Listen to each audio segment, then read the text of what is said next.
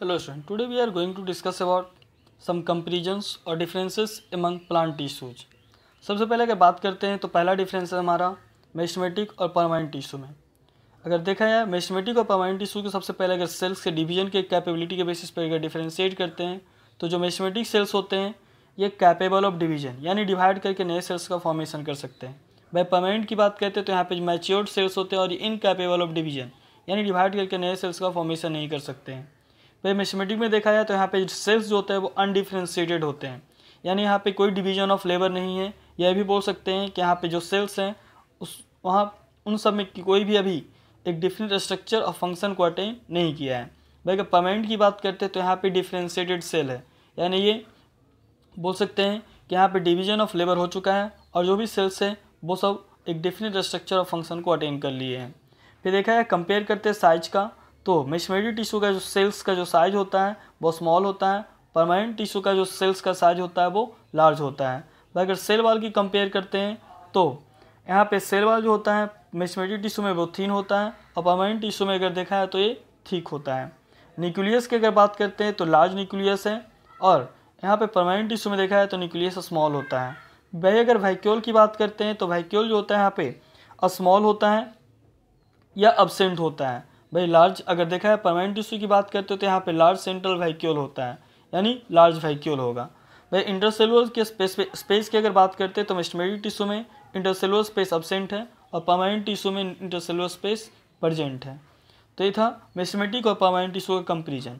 अब हम लोग बात करेंगे कंपेरिजन करेंगे पैरेन्काइमा, कोलेनकाइमा और स्केलेनकाइमा का।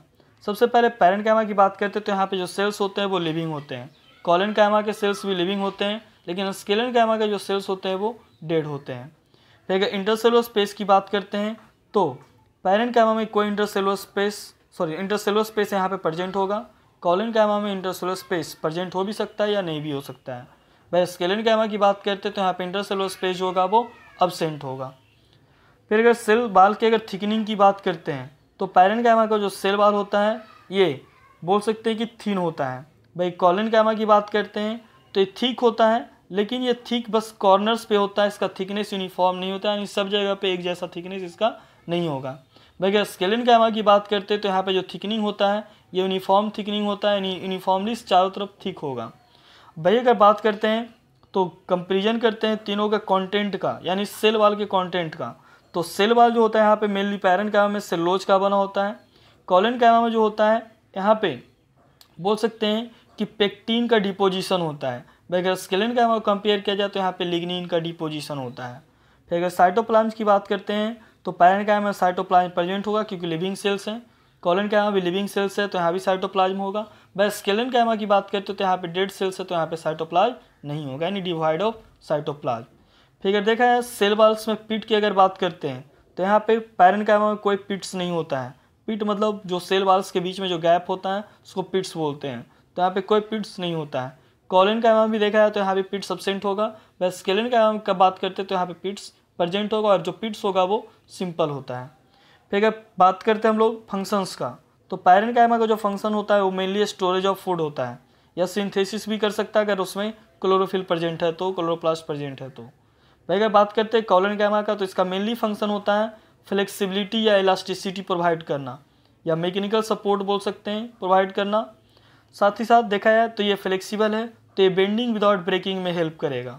फिर अगर स्केलेनकाइमा की बात करते हैं तो यहाँ पे मेनली मैकेनिकल टिश्यू है यानी प्लांट को ये स्ट्रेंथ यानी मजबूती प्रोवाइड करेगा। तो ये था कंपेरिजन पैरेन्काइमा, कोलेनकाइमा और स्केलेनकाइमा का। अब हम लोग बात करेंगे जाइलम और फ्लोएम का।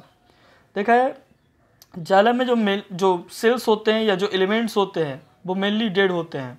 4 कंपोनेंट में देखा है तो यहाँ पे 3 कंपोनेंट जो होता है वो डेड होता है, सिर्फ जाइलम और पैरेन्काइमा जो है वो लिविंग है। फ्लोएम की अगर बात करते हो तो यहाँ पे मेनली लिविंग सेल्स के बने होते हैं और बस यहाँ पे एक डेड कंपोनेंट है वो है हमारा फ्लोएम फाइबर, बाकी जितना भी है सब हमारा लिविंग कंपोनेंट होता है। फिर अगर देखा है फंक्शन की अगर बात करते हैं तो जाइलम का मेनली फंक्शन होता है वाटर मिनरल को कंडक्ट करना from root to stem and leaves. भाई अगर फ्लोएम के फंक्शन की बात करते हैं तो यहाँ पे मेनली काम होता है इसका फूड को ट्रांसपोर्ट करना। मेनली जो फूड बना हुआ है उसको ट्रांसपोर्ट करता है from leaves to the storage organ and the growing part of the plant या फिर जहाँ पे उसको स्टोर वगैरह करना है उन सब जगह पे। फिर अगर देखा है कंडक्टिंग एलिमेंट की बात करते हैं तो जालम में जो मेनली कंडक्टिंग एलिमेंट है वो है ट्रैकिड और वेसल, यानी मेनली जो कंडक्शन होता है वाटर मिनरल का वो ट्रैकिड और वेसल के थ्रू होता है। फिर अगर फ्लोएम की बात करते हैं तो यहाँ पे जो कंडक्टिंग एलिमेंट है वो है सीव ट्यूब और कॉम्पेनियन सेल, या फिर मेनली बोल सकते हैं सीव ट्यूब के थ्रू होता है, कॉम्पेनियन सेल बस वहाँ पे उसको सपोर्ट प्रोवाइड करता है।